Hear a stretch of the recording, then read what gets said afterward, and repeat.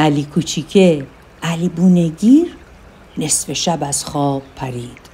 چشماشو هی مالید با دست، 3-4 تا خمیازه کشید پا شد نشست. چی دیده بود؟ خواب یه ماهی دیده بود.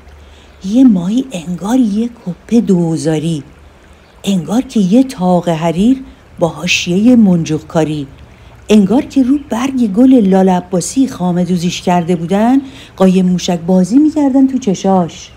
2 تا نگین گرد صاف الماسی همچی یواش خودش رو آب دراز میکرد که باد بزن فرنگیاش صورت آب و ناز میکرد. بوی تنش، بوی کتابچه های نو، بوی یه 0 گنده و پهلوش یه 2، بوی شبای عید و آشپزخونه و نظری پزون، شمردن ستاره ها تو رخت خواب رو پشت بون، ریختن بارون رو آجر فرش حیات، بوی لواشک، بوی شکلات. انگار تو آب گوهر شب چراغ میرفت، انگار که دختر کوچیکه شاپریون توی کجاوه بلور به سیر و باغ و راغ میرفت، دور و ورش گل ریزون، بالای سرش نور بارون. شاید که از طایفه جن و پری بود ماهیه، شاید که از اون ماهیای ددری بود ماهیه، شاید که یه خیال تند و سرسری بود ماهیه. هر کی که بود علی کوچیکه محو تماشاش شده بود، واله و شیداش شده بود. همچی که دست برد که به اون رنگ روون نور جوون نقره نشون دست بزنه، برق زد و بارون زد و آب سیاه شد، شکم زمین زیر تن ماهی واش شد، دست گلا دور شدن و دود شدن، شمشای نور سوختن و نابود شدن. باز مثل هر شب رو سر علی کوچیکه دستمال آسمون پر از گلابی، نه چشمه‌ای، نه ماهی، نه خوابی.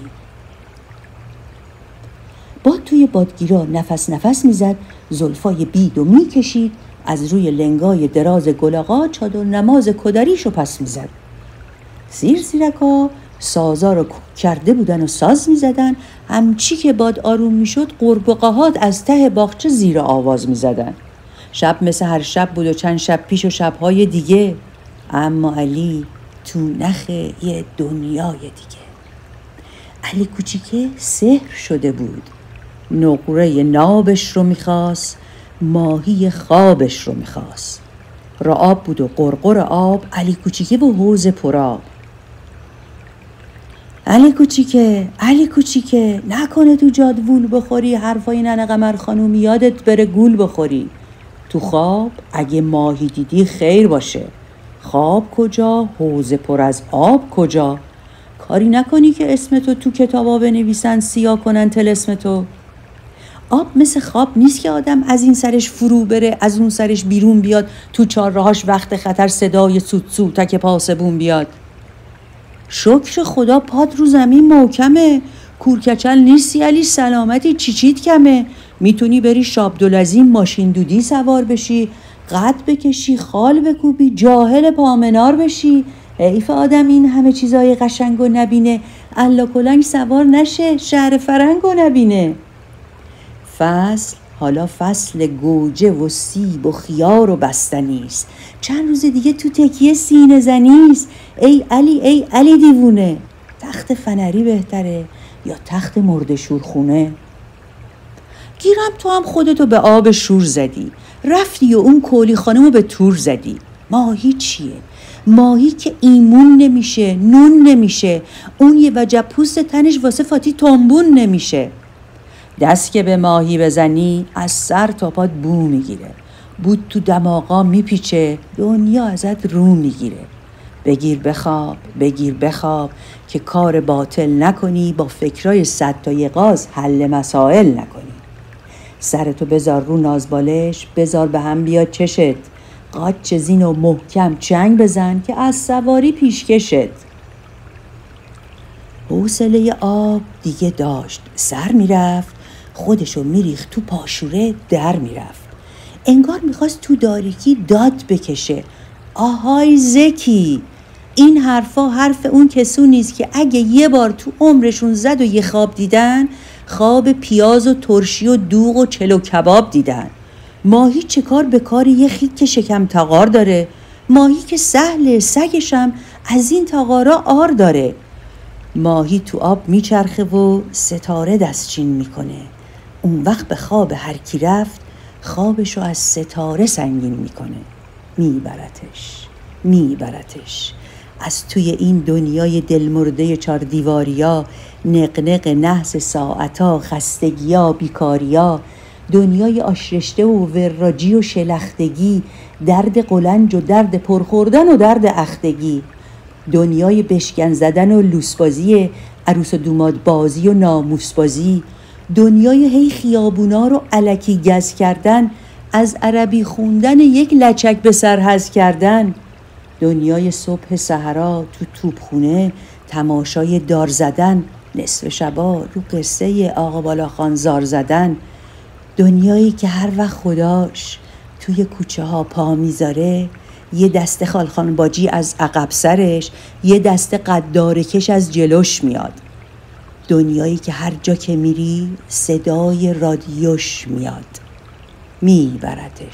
میبرتش از توی این همبونه کرم و کثافت و مرض، به آبیای پاک و صاف آسمون میبرتش، به سادگی کهکشون میبرتش. آب از سر یه شاپرک گذشته بود و داشت حالا فوش میداد. علی کوچیکه نشسته بود کنار حوض، حرفای آب گوش میداد. انگار که از اون تتها از پشت گلکاری نورا یه کسی صداش میزد، آه میکشید، دست عرق کرده و سردش رو یواش به پاش میزد. انگار میگفت 1 2 3 نپریدی؟ هه. من توی اون تاریکیای ته آبم به خدا، حرفمو باور کن علی، ماهی خوابم به خدا. دادم تمام سرسرا رو آب و جارو بکنن، پرده های مرواری رو اینور و اونور بکنن، به نوکرای با وفام سپردم، کجاوه بلورم هم آوردم. 3-4 تا منزل که از اینجا دور بشیم به سبززارای همیشه سبز دریا میرسیم، به گله های کف که چوپون ندارن، به دالونای نور که پایون ندارن، به قصرای صدف که دربون ندارن. یادت باشه از سر راه 7-8 تا دونه مرواری جمع کنی که بعد باهاشون تو بیکاری یه قلدقل بازی کنی. ای علی، من بچه دریام، نفسم پاک علی.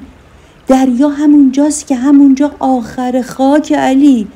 هر کی که دریا رو به عمرش ندیده از زندگیش چی فهمیده؟ خسته شدم، حالم به هم خورد از این بوی لجن. اینقدر پا به پا نکن که دوتایی تا خرخره فرو بریم توی لجن. بپر بیا، وگرنه ای علی کوچیکه مجبور میشم بهت بگم نه تو نه من.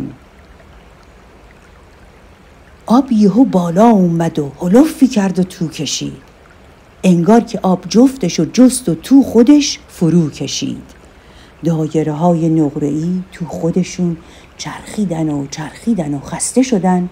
موجا کشاله کردن و از سر نو به زنجیرای ته حوض بسته شدن.